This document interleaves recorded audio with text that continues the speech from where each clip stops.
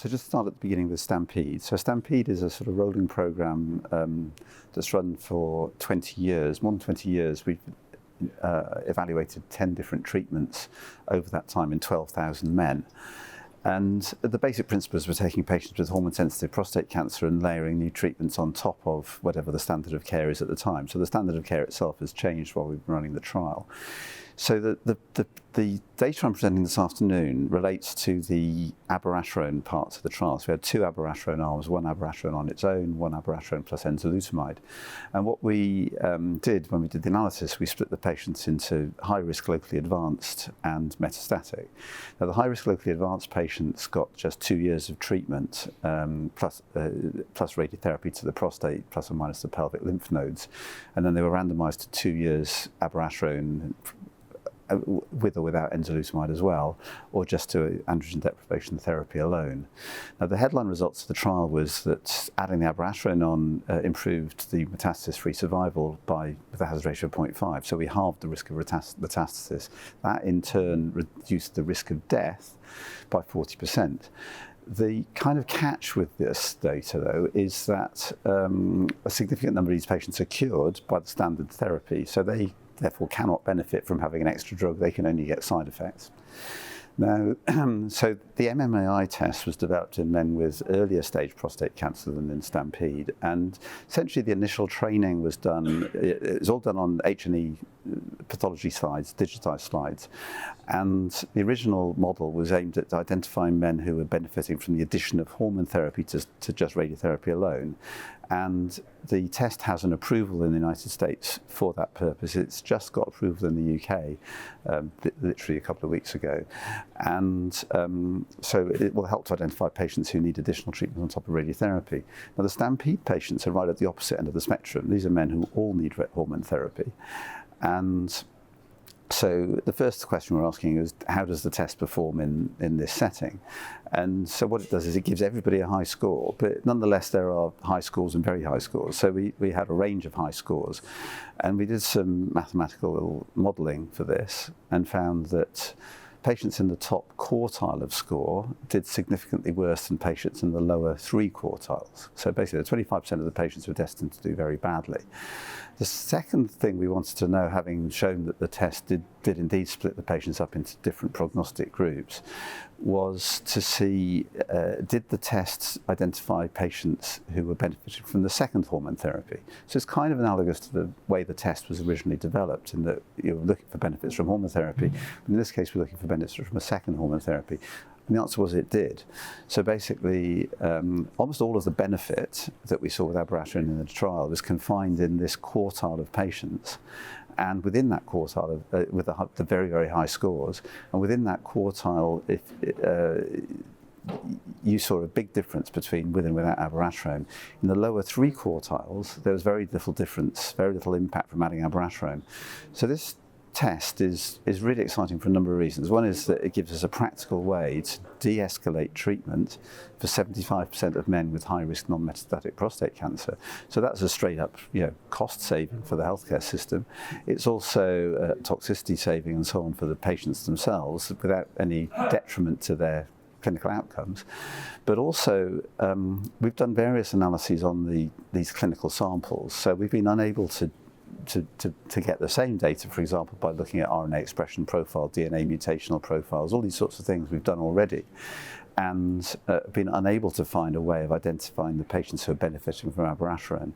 So it means the MMAI tool is identifying some aspect of the biology that has not come out in any of our other analyses. So there is something in those samples, which we of course have, that is driving the difference. And so one of the things that we will be doing is trying to interrogate these samples further to now try and identify what the underlying biology is, because that may open the door, for example, to new treatments.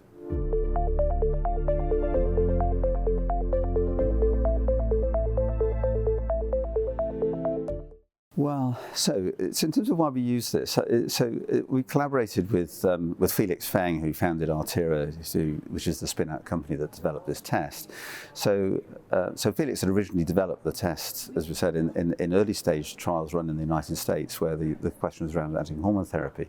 Now we figured that whatever the feature it was identifying, it may well be able to do the same thing in more advanced patients. Now, as I've indicated, if you add any drug on top of standard of care, you're definitely adding side effects, and you may or may not be adding benefits. And particularly in a setting where a lot of the patients are cured, it would be really good to. We figured if the test would do this, it would be a cute way of focusing treatment on those who need it and sparing those who don't. And sorry, I'll just phrase that again. We figured that if the test was able to do this would be an easy, practical way that we can influence practice. We'd also been unable to, on other tests that we'd run, been able to identify the patients who are benefiting the most. So we currently have no way of focusing the treatment down, and because we have this collaboration, it was an easy project for us to run. And the sample size that we have available to us within STAMPEDE, the numbers are in the thousands for each of the bits of the trial, gives us a lot of statistical power to robustly test these things.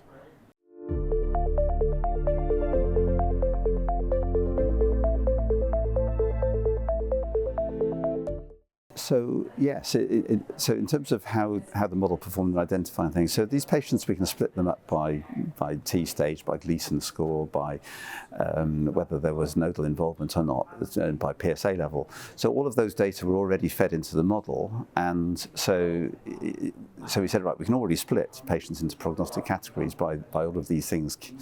Can the model find additional ways of separating these? Now, with the standard prognostic things, it doesn't help us to identify who's benefiting. So the headline result of the trial in both the node positive and the node negative metastatics was that abiraterone improved outcomes.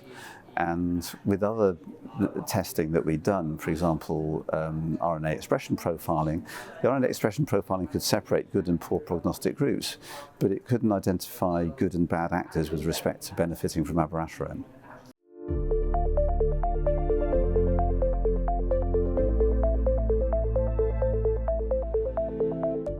Yeah, so in terms of applicability, all that you need in order to run the test is the H&E slide digitized. So you're sending an image. So it's unlike sending tissue or whatever. That's very practical. The drawback is that this is retrospective. We took a sample that was a set of samples where we had the data already, and then we manipulated the cut point to give us the maximum separation.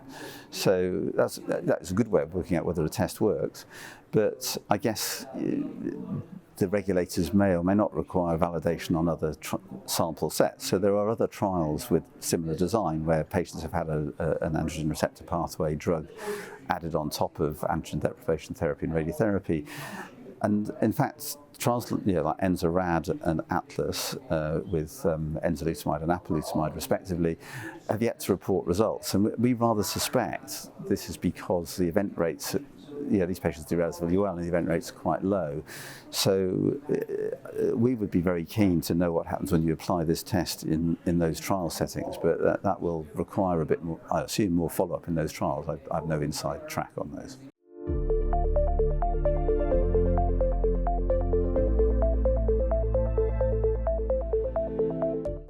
Well, we think it's got a lot of legs for doing that, for real-world decision-making. So in the specific healthcare system where I work, the NHS in England, the NHS is split up into England, Wales, Scotland and Northern Ireland. Within England, we're not allowed to use abiraterone in this setting because the costs are judged too high for the drug acquisition costs. So we're in an ongoing dialogue with NHS England because we think it should be funded.